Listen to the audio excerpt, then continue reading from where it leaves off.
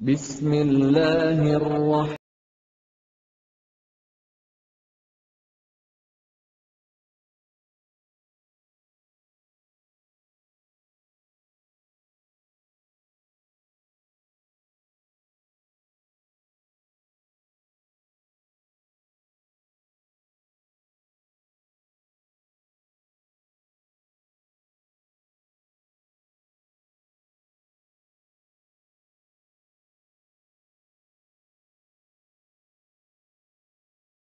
அஸ்ஸலாமு அலைக்கும் வரஹ்மத்துல்லாஹி வபரகாத்துஹு.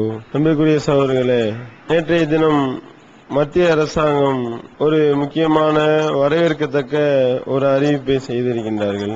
நாட்டில் குற்றங்கள் குறைவதற்கு ஒரு அடிப்படையான ஒரு விஷயம், குற்றங்கள் பெருக முக்கியமான காரணம் என்னவென்றால் வழங்கப்படக்கூடிய நீதி பரிபாலனம் மிக தாமதமாக வழங்கப்படுவதுதான் என்பது நாம் அனைவரும் அறிந்த ஒன்று. நீதிமன்றத்தில் ஒரு வழக்கை நாம கொண்டு போவோமேயானால் அந்த வழக்கை முடிவுக்கு கொண்டு வருவதற்கு குறைஞ்சபட்சம் ஒரு 25 வருஷம் தேவைப்படுது. எந்த ஒரு வழக்காக இருந்தாலும் வாய்தா வாய்தா வாய்தா என்று வாய்தா மேல் வாய்தா போட்டு அந்த வழக்கை முடிப்பதற்கு பல வருடங்கள் இழுத்தடிக்கக்கூடிய ஒரு நிலையை நாம பார்க்கின்றோம். மத்திய அரசாங்கம் புதிய ஒரு சட்ட திருத்தத்தை கொண்டு வருவதாக நேற்று அறிவிப்பு செய்திருக்கின்றார்கள்.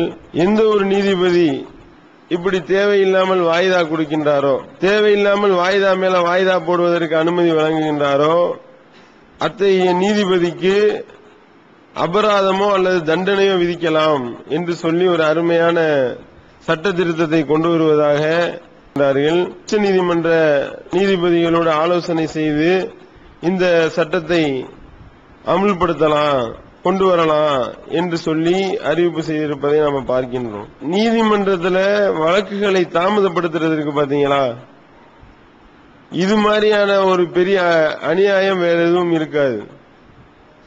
அதாவது ஒரு மனுஷன் ஒரு கோர்ட்ல ஆஜராகிறதுக்கு ஏதாவது தவிர்க்க முடியாத காரணம், ரொம்ப தலை போற காரியமாக இருந்தால் அவன் வாய்தா வாங்குறதுல நியாயம் இருக்கின்றது. இப்ப ஒருத்தர் இத்தனாம் தேதி ஆஜராக வேண்டி இருக்கிறது, அவங்களுடைய தந்தையோ அல்லது உறவினர்களோ சீரியஸ் கண்டிஷன்ல ஆஸ்பத்திரியில் அட்மிட் ஆகிருக்கிறாங்க, அவங்கள போய் கவனிக்க வேண்டி இருக்கிறது. இப்படின்னா ஒரு நியாயமான காரணம், அல்லது உறவுக்காரர்கள் இறந்துட்டாங்க, இப்படி ஒரு பிரச்சனை ஏற்பட்டிருக்கு அப்படின்னா அதுல ஒரு நியாயம் இருக்கு. ஆனா இங்க வாய்தான்றது எப்படி போடுவாங்க தெரியும்ல, அதாவது இன்றைய தினம் கோர்ட்ல ஆஜராகாமல் இருக்கிறதுக்கு, ஆஜராகாம அவாய்ட் பண்றதுக்கு, தப்பிக்கிறதுக்கு என்ன பண்ணுவான்னா காலண்டர் எடுத்து பார்க்க வேண்டியது. காலண்டர்ல கும்பகோணம் கோயில் இன்னைக்கு கும்பாபிஷேகம் போட்டிருந்தான்னு வைங்க, உடனே போய் கோர்ட்ல தாக்கல் பண்ணுவாரு. இந்த கோயில் எங்களுடைய குல கோயில், அதுல நாங்க எங்க குடும்பத்தோட போறதுனால எனக்கு வாய்தா வேணும். இப்படி ஏதாவது அந்த ஒரு அவுளியாக்கு உருசுன்னு இருந்தான்னு வைங்க, இவன் இந்த உருச காரணம் காட்டி ஒரு கம்ப்ளைண்ட் இதை கொடுக்கிறது, உடனே இவர் வாய்தா. இப்படி யார் பக்கம் பாதகமான தீர்ப்பு சொல்ல போறாங்களோ அப்படின்னு யாரு பயப்படுறாங்களோ அவர் என்ன செய்வாரு, பார்த்துக்குருவோம் வாய்தா போடு என்று சொல்லி ஒரு 20-25 வருஷத்துக்கு இழுத்தடிக்கக்கூடிய நிலைமையை பார்க்கிறோம். இது ஒரு பக்கம். ரெண்டாவது என்னன்னா, ரெண்டு பார்ட்டியும் சேர்ந்தாலும் நீதிபதி போடுவார் வாய்தா. ரெண்டு பார்ட்டியும் இருப்பாங்க, நீதிபதி என்ன செய்வாரு, உட்கார்ந்தவனையும் இந்த கேஸ 28ஆம் தேதி நான் ஒத்தி வைக்கிறேன் அப்படின்ட்டு போயிருவாரு. என்னன்னா இவர் எல்லாத்தையும் விசாரிக்கிறதுக்கு இவர் மாற்றப்பட்டுக்கிட்டு இப்படி அறிவிக்கக்கூடியதை பார்க்கிறோம். ஆனால் நாட்டில் குற்றங்கள் பெருகுவதற்கு என்ன காரணம் அப்படின்னு பாத்தீங்கன்னா, எல்லாம் தைரியமா துணிந்து ஒவ்வொரு தவறையும் செய்வதற்கு ஒரு ஊக்கத்தை வழங்கக்கூடியதா எது இருக்கின்றது என்றால், இப்படி நீதிமன்றங்கள்ல வழக்குகள் இழுத்தடிக்கப்படுறதான் காரணமா இருக்கு. சட்டத்துறை அமைச்சர் ஒரு 2 மாசத்துக்கு முன்னாடி அறிக்கை தாக்கல் பண்ணாரு. என்ன அறிக்கை, இந்தியா முழுவதும் நிலுவையில் உள்ள வழக்குகளுடைய எண்ணிக்கை 3 கோடி வழக்கு நிலுவையில் இருக்கு. அப்ப இருக்கிற போடப்பட்ட வழக்கு எல்லாமே நிலுவையில தான் இருக்கு என்று சொல்லக்கூடிய அளவுக்கு நிலைமை இருக்கின்றது என்றால், இதை முதல்ல ஒழிக்கணுமா இல்லையா? கட்டாயம் ஒழிக்கப்பட வேண்டிய ஒரு முக்கியமான ஒரு விஷயம். இப்படி போட்டு இழுத்தடிச்சு கடைசியை பார்த்தோம் என்றால் 1949 வருஷம் ஒரு வழக்கு போட்டாங்க. என்ன வழக்கு? பாபர் மஸ்ஜிதுக்குள்ள ராமரு, சீதை, லட்சுமண சிலையை கொண்டு போய் பள்ளிவாசல் மெம்பர் படியில வைக்கிறாங்க. இதுக்காக அந்த மோதினார் கொண்டு போய் ஒரு எஃப்ஐஆர் போட்டாரு. இது நீதிமன்றத்தில் இந்த வழக்கு வந்துச்சு. விசாரிக்கிறார்கள், விசாரித்துக் கொண்டே இருக்கிறார்கள். இன்னும் முடிஞ்ச பாடில்லை. நாட்டில் நடக்கக்கூடிய அனைத்து பிரச்சனைகளுக்கும் இந்த வழக்கு காரணமா இருக்கா இல்லையா? இந்த பாபர் மஸ்ஜித் வழக்கை வைத்து எத்தனை உயிர் பலிகள் ஏற்பட்டு இருக்கிறது, எவ்வளவு பேருடைய சொத்துக்கள் சூறையாடப்பட்டிருக்கின்றன, எத்தனை முஸ்லிம்களுடைய ரத்தங்கள் இதனால குடிக்கப்பட்டிருக்கிறது. ஒரு நிமிஷத்துல தீர்ப்பளிக்க வேண்டிய ஒரு விஷயம். என்னடா ஏன்டா இப்படி அநியாயம் பண்ணீங்க, தூக்கி வெளியே போடு சிலைய என்று ஒரு ஆர்டர் போட்டிருந்தா என்னைக்கும் முடிஞ்சு போயிருக்கும் இந்த பிரச்சனை. பார்க்கிறோம், நாட்டில் நடக்கக்கூடிய அனைத்து கலவரங்களுடைய மையமா இது ஆனதா இல்லையா? காரணம் என்ன? எல்லாம் இந்த நீதிபதிகள் பண்ண வேலை, நீதிமன்றங்கள் செய்த வேலை தானே. அதே மாதிரி பார்க்கணும், அதாவது ஒருத்தன் மைனரா மேஜரான்னு சொல்லி ஒரு கம்ப்ளைண்ட், அவன் ஒரு பாலியல் சேட்டை பண்ணிருக்கிறான், அவனை தூக்கி உள்ள வைக்கிறதா இல்ல சிறார் நீதிமன்றத்துக்கு அனுப்புறதா அப்படின்னு ஒரு வழக்கு போடுறாங்க. வழக்கு போட்டா அவன் வயசு என்ன ஏதுன்றது செக் பண்றதுக்கு அவனுடைய சர்டிபிகேட் இருக்கு. வாங்கி பார்த்து இத்தனாம் தேதி இவன் பிறந்திருக்கிறான், இத்தனை வருஷம் ஆச்சு, இப்பனா இவனுக்கு 18 வயசு பூர்த்தி ஆயிருக்கு, 17 வயசு ஆயிருக்குன்னு ஈஸியா சொல்லலாம்ல. இதுக்கு எவ்வளவு நேரம் தேவைப்படும்? ஒரு ஆளுக்கு 17 வயசா 18 வயசான்னு எப்படி கண்டுபிடிக்கிறது? பெர்த் சர்டிபிகேட் வாங்கி பார்க்க வேண்டியது. 1982னா உனக்கு இத்தனை வயசு, 1990னா உனக்கு 23 சொல்லிட்டு போக வேண்டியதுதானே. இதுக்கு ஒரு கேஸ் போடுறாங்க. கேஸ் போட்டா இந்த கேஸ் 7 வருஷம், 7 வருஷத்துக்கு அப்புறம் ஆய்வு பண்ணி சொல்றாங்க, தீர்ப்பு வழங்குறாங்க. அவருடைய அந்த பள்ளி சான்றிதழை நாங்க பார்த்தோம், அவருக்கு 18 வயது பூர்த்தி அடையவில்லை. இதை பாக்குறதுக்கு இதுக்கிட்ட 7 வருஷம் உனக்கு? 7 வருஷமா இதை உட்கார்ந்துக்கிட்டு 7 வருஷமா உட்கார்ந்துக்கிட்டு சர்டிபிகேட் ஆய்வு பண்ணிக்கிட்டு இருந்தியா நீனு? என்ன உங்களுடைய நிலைமை என்ன? எங்க கொண்டு போய் கொண்டிருக்கின்றீர்கள் நாட்டை? அப்ப என்னன்னா பாதிக்கப்புறம் யோசிப்பானா இல்லையா? என்னடா இது, ஒரு சர்டிபிகேட்டை பார்த்து தீர்ப்பு சொல்றதுக்கு 7 வருஷம் ஆக்குனாங்கன்னா அப்போ இது சரிப்பட்டு வராது.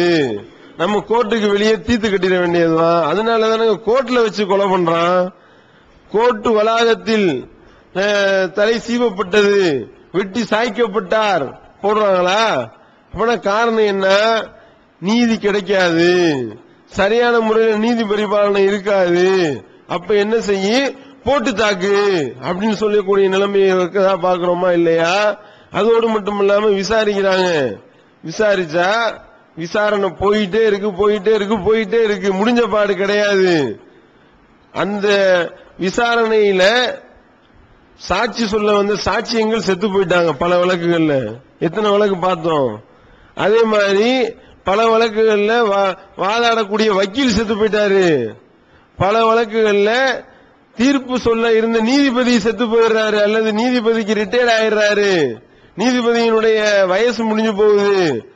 பல வழக்குகள்ல குற்றவாளியே செத்து போயிடுறான். எத்தனை வழக்கு இந்த மாதிரி காட்டலாம்? அப்ப என்னன்னா இந்த தைரியம் தான். ஏதாவது ஒரு பிரச்சனை, ஒரு கொலையே பண்ணான்னு வைங்க, கொலை பண்ணானா என்ன நம்மளை செய்ய போறாங்க? நீதிமன்றத்தில் போய் வழக்கு தொடுப்பாங்க. அவர் வாய்தா, நம்ம வாய்தான்னு போட்டு ஒரு 25 வருஷம் இழுத்தடிக்க வேண்டியதுதான். இழுத்தடிச்சு கடைசியில என்ன தீர்ப்பு சொல்லக்கூடிய தீர்ப்பா உருப்படியா சொல்லுவாங்களா? அது கிடையாது. அதுக்கடுத்து உள்ள விஷயம், இத்தனை வருஷம் இழுத்தடிச்சிடலாம்ல என்று அவர்களுக்கு ஏற்படக்கூடிய அந்த அசட்டு தைரியம், அதுதான் இவங்களை தவறுகள் செய்வதற்கு தூண்டுதா இல்லையா? அப்போ சீனாலாம் எடுத்துக்கிட்டீங்கன்னா 3 மாதத்துல கட்டாயம் முடிச்சாகணும். இப்ப என்ன சொல்லி இருக்கிறாங்கன்னா 3 வாய்தாக்கு மேல போகக்கூடாது. 3 வாய்தாக்கு மேல போட்டா அந்த நீதிபதிக்கு தண்டனையை கொடுங்க அல்லது அபராதத்தை போடுங்க அப்படின்னு சொல்லி ஒரு அருமையான ஒரு சட்டத்தை கொண்டு வரலான்னு இருக்காங்க. ஆனால் இந்த சட்டத்தையாவது நிறைவேற்ற விடுவாங்களா அப்படின்னு பார்த்தா உடனே கிளம்பிடுவாங்க. எங்களுக்கு அநீதம் இழைக்கப்படுகிறது, வக்கீல்கள் எல்லாம் ஒல்லாம். ஏன்னா காரணம் என்ன, வக்கீல்கள் வண்டி ஓடாதே.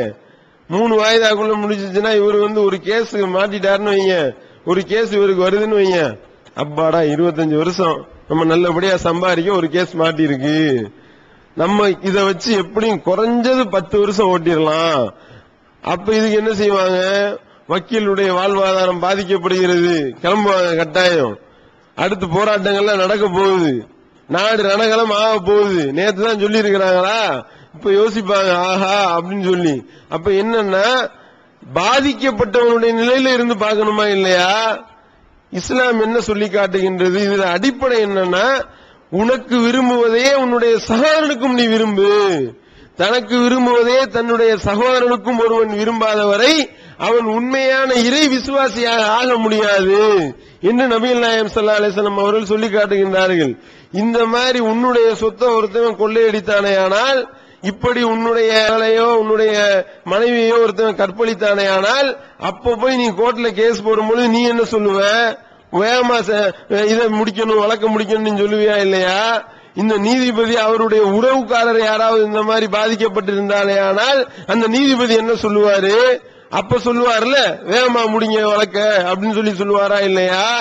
அப்ப என்னன்னு பாக்கணும்னா, ஒரு பாலியல் பலாத்காரத்திற்கு உள்ளாக்கப்பட்டு ஒரு பெண் சாகுறா, அவ அந்த டார்ச்சர்னால செத்து போறா. அவ ருசிகான ஒரு பொம்பளை ஒரு பெண்ணுடைய வழக்கு எடுத்தாங்க, அது ஓடுது ஓடுது ஓடுது ஓடுது 16 வருஷத்துக்கு மேல அதை விசாரிச்சு அந்த ரத்தோர் என்ற அந்த டிஜிபிக்கு கடைசியில் என்ன தீர்ப்பு சொன்னாங்க, 1000 ரூபாய் அபராதம், 1 ஆண்டு சிறை தண்டனைன்னு சொன்னாங்க. இதுதான் நிலைமை. அப்போ இந்த மாதிரி உன்னுடைய மகளை ஒருத்தவன் செஞ்சிருந்தா விடுவியா? உன்னுடைய உறவுக்கார பெண்ணை ஒருத்தவன் இந்த மாதிரி பண்ணிருந்தா உனக்கு இப்படி வாய்தா போடுவியா? நீ வாய்தா கேட்பியா? இப்ப இஸ்லாம் என்ன சொல்லி காட்டுது என்றால், பாதிக்கப்பட்டவனுடைய நிலையிலிருந்து பாருங்க. பாதிக்கப்பட்டவனுடைய நிலையிலிருந்து பார்த்தோமே ஆனால், அப்ப இந்த மன்மோகன் சிங்கினுடைய உறவினர் இப்படி பாதிக்கப்பட்டா உடனடியாக ஒரு தீர்ப்பை கொண்டு ஒரு சட்டத்தை அமுல்படுத்துவார். அப்ப இஸ்லாம் இப்படி சொல்லி காட்டுகின்றது. அதோடு மட்டுமில்லாமல் நீதி வழங்குறது தான் ரொம்ப முக்கியம். நீதியை சரியான முறையில் வழங்கினாதான் நாட்டில் சட்ட ஒழுங்கா உருப்படும். அப்படி இல்லாம இஷ்டத்துக்கு நீதியை இழுத்தடிப்பாரையானால் தாமதிக்கப்படக்கூடிய நீதி மறுக்கப்படக்கூடிய நீதி அப்படின்னு சொல்லி கூட சொல்றாங்களா இல்லையா?